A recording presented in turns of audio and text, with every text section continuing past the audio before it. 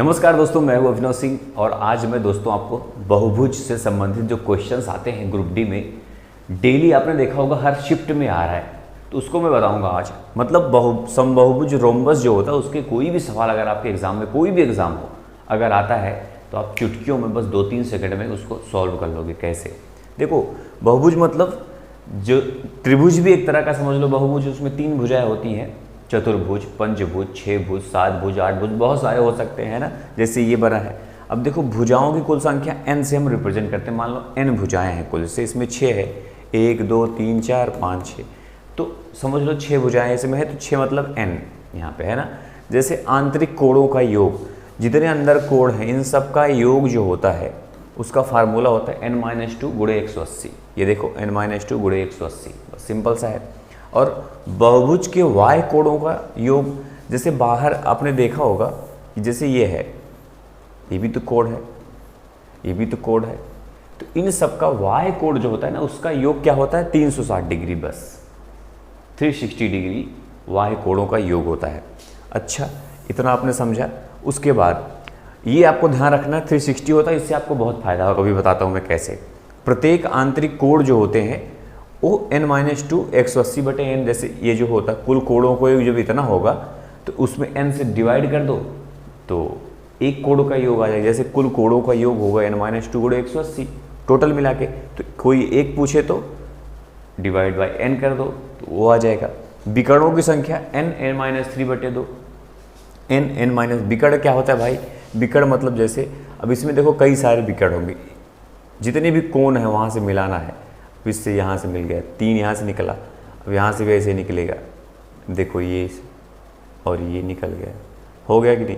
अब यहाँ से जैसे जो बाकी है, ये बाकी है और ये भी बाकी है। अब यहाँ से ये बाकी रह गया, बाकी तो सब हो गया। तो ये क्या है? विकर्ण है इसके। तो कुल विकर्णों की संख्या क्या होता है? n-3 बटे 2। तो कुल विकर्णों की संख्या आपकी ज्ञात हो जाएगी। और y और आंतरिक कोणों का योग जो होता है 180, मतलब जैसे अब ये है, ये पूरा अंदर और ये बाहर है, दोनों मिला के 180 ही होगा, है कि नहीं। तो इतना आपको पता है करना, तो झटके में कोई भी सवाल आप सॉल्व कर सकते हो। जैसे देखो, पहला सवाल आपके सामने, एक समबाहुभुज का आंतरिक कोण 150 डिग्री है, ठीक है। यह बहुभुज एक क्या है? तो इसको एक ट्रिक बताता हूं मैं आपको। आप इसमें क्या करोगे? जैसे बहुत लोग फार्मूला रखेंगे, पूरा नहीं। आप पहली बात, जैसे मान लो कोई बहुभुज है, ऐसे बनाए, ये 150 है, ठीक है। तो बाहरी वाला कितना होगा? ये जब कुल 180 होता है, ये 150 है तो ये बचेगा 30, 5 3 8 180 होना चाहिए कुल। जब ये 30 हो गया तो अभी मैंने क्या बताया कि बाहरी कोण जितने होते हैं उसका योग होता है 360 डिग्री, 360 डिग्री होता है। अब इसी में अगर 30 से हम भाग दे देंगे, क्योंकि एक कोण 30 डिग्री का है, वाय कोण, बाहरी कोण एक कोण 30 डिग्री का है और पूरा वाय कोण मिला के होता है 360। देखो अभी मैंने आपको बताया टोटल जो होता है दोस्तों, देखो बहुभुज के वाय कोणों का योग 360 डिग्री होता है कुल। तो एक वाय कोण अगर 30 डिग्री है और दोनों का योग देखो 180 मैंने बताया, मतलब दोनों का योग 180 होगा। तो क्या हो जाएगा? ये 12 3 36, 12, मतलब इसमें कुल 12 भुजा होंगे। जब 12 भुजा होंगे उसको बोलते हैं द्वादश भुज। क्या बोलते हैं? द्वादश भुज, क्वाड्रिलेटरल भुजा जो भी हो, ठीक है, द्वादश भुज बोलते हैं। 12 भुजा वाले जो बोलते हैं, आप समझदार हो, हिंदी वाले उसे पकड़ लेंगे तुरंत, इंग्लिश वाले कंफ्यूज हो। एक समबाहुभुज जिसकी प्रत्येक आंतरिक कोण 168 के बराबर है, उसकी भुजाओं कुल संख्या ज्ञात करो। ये भी वैसे ही है। अब जैसे देखो, जैसे ये दिया है, ये दोस्तों अगर 168 है, ये बचा कितना? ये 12 होगा, क्योंकि 12 168 में जोड़ोगे तो 180 हो जाएगा। मतलब वाय कोण एक 112 मतलब केवल 12 है, कुल 360 होता है, तो 12 12 3 36, कुल 30 भुजा हो जाएगी। कितनी भुजा हो जाएंगी? 30 भुजाएं होंगी इस पे। आपका उत्तर आ गया। 2 सेकंड का है सवाल है नहीं। अब देखो, बहुभुज के सभी आंतरिक कोणों का योग दिया इतना है, तो बहुभुज की भुजाओं की संख्या, अभी मैंने क्या बताया कि कुल आंतरिक कोण n-2 बटे 180 होता है, सॉरी गुणे 180 बराबर 1260 होता है ना। ये 0 0 कट गया, उसके बाद 18 से 26 कट जाएगा, 18 7 126 होता, 8 7 56, तो ये कट गया 7 से, आ गया 7, तो n माइनस टू बराबर 7 आ गया, तो n बराबर 7 प्लस 2 मतलब 9 आ गया। तो n बराबर 9 आ गया। पूछ क्या रहा है, बस वही तो पूछ रहा है। कुल इसमें 9 भुजाएं होंगी। नहीं समझे बात? अब भाई n माइनस टू तो कैलकुलेशन का मामला है ना।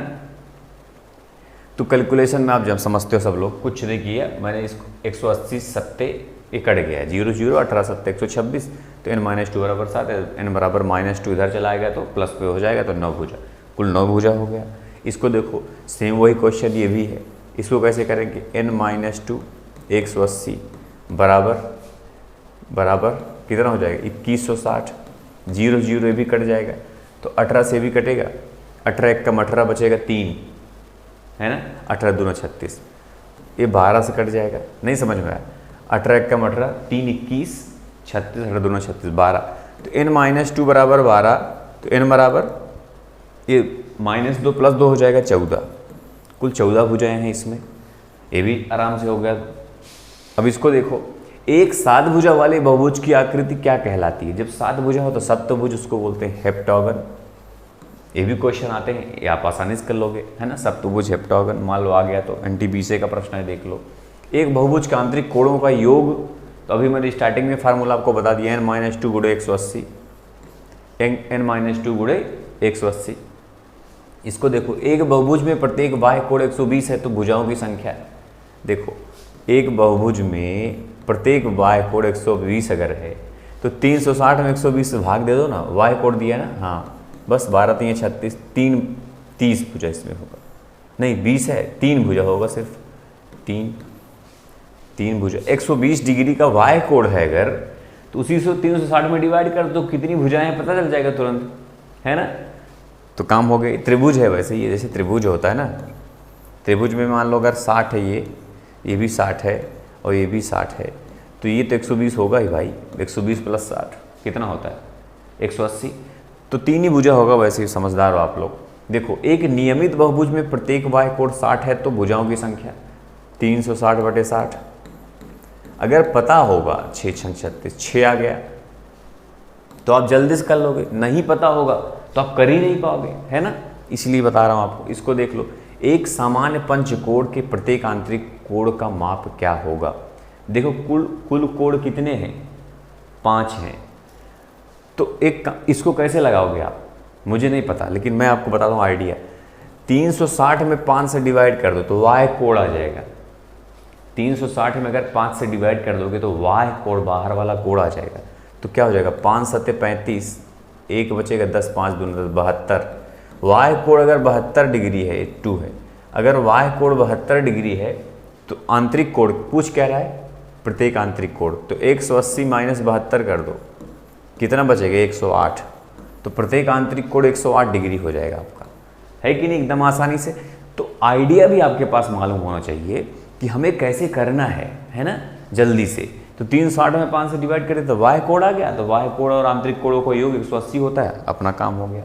इसको देखो, एक 19 भुज में विकर्णों की संख्या, विकर्णों की संख्या मैंने क्या बताया, n माइनस 3 बटे 2, n क्या है 19, 19 माइनस 3 क्या है 16 बटे 2, 2 अठे 16, 19 अट्ठे 152, 19 अट्ठे 152, है कि नहीं। n माइनस 3 बटे 2 विकर्णों की संख्या। विकर्ण क्या होता है मैंने आपको बता दिया, है ना।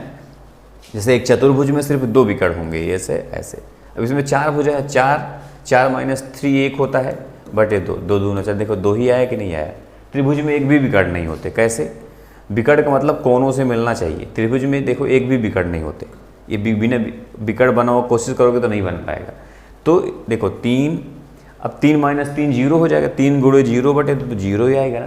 तो याद रखना विकर्ण का मतलब यही होता है।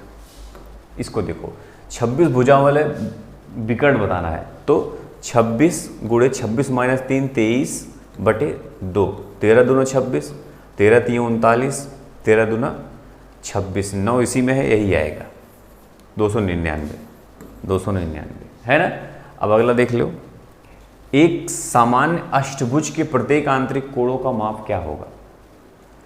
तो ये आपको होमवर्क के लिए मैं दूंगा। अष्टभुज की प्रत्येक आंतरिक कोण, भुजा 8 है, आंतरिक कोण याद करना है आपको, याद रखना। टाइम कितना मात्र 3 सेकंड से ज़्यादा लगाए गलत कर रहे हो आप। मैक्सिमम 5 सेकंड ले लो बस, इससे ज़्यादा इसको लगाना नहीं सवाल। ग्रुप डी का क्वेश्चन है ये। तो ऐसे ही क्वेश्चन मैंने देखा कई सारे इस बार आ रहे हैं, आपने देखा होगा। तो बहुत इंपॉर्टेंट ये आप सबके लिए है जो सीख लिया इसको। तो 2-3 सेकंड में आपको वो सवाल मिल जाएंगे जो भी आएगी इससे संबंधित। ठीक है, तो अगली टॉपिक कौन सी होनी चाहिए कमेंट बॉक्स में बताना, क्योंकि इसका डिमांड आप में से कई लोग कर रहे थे। तो अगली टॉपिक का डिमांड आप लोग करना, तो मैं उसका भी क्लास करने वाला हूँ। ठीक है दोस्तों, बस तो अगर क्लास अच्छी लगी हो तो लाइक करना है ज़रूरी है मान लो। अगर पहली बार चैनल पर आए हो दोस्तों तो सब्सक्राइब कर घंटी दबा के ऑल पे जरूर प्रेस कर देना, ताकि आपको हर वीडियो का नोटिफिकेशन सबसे पहले मिलता रहे। और मैं ऐसे ही क्लास लाता रहता हूँ। तो बस मिलते हैं फिर नेक्स्ट क्लास में, तब तक के लिए जय हिंद, जय भारत।